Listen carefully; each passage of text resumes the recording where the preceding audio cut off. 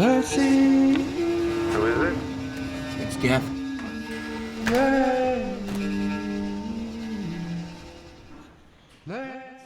My name is Ira Sachs. I'm the co-writer and the director of Keep the Lights On, which is a very personal film about two men in a relationship in New York City from 1998 to 2008, and the history of their bond, their intimacy, and their struggles.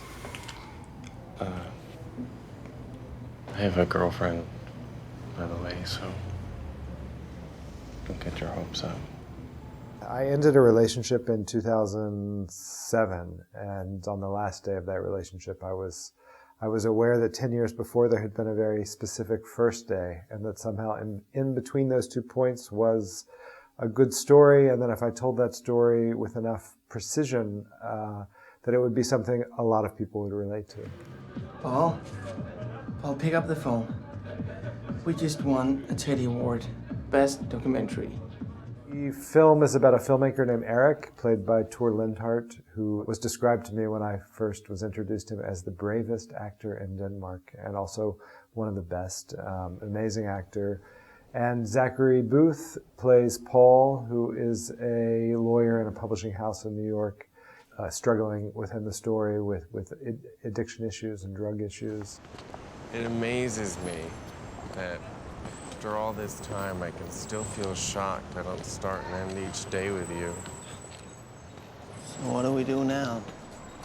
You know, I've realized, having now made 4 feature films, that in a way they're all the same story. They're on some level films about individuals who are trying to come to understand themselves and to some form of acceptance of themselves, which is challenging for many of us as we arrive at adulthood and we sort of know how we want to appear on the outside, but that doesn't always match how we are on the inside.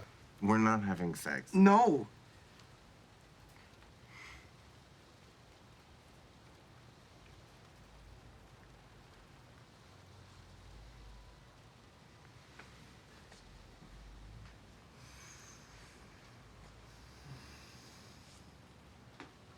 I just want to be naked with you. I admire you, and I think you're brilliant. You are sweet and kind and very loving. Since we first started going out, alcohol and drug use have been a problem in our relationship.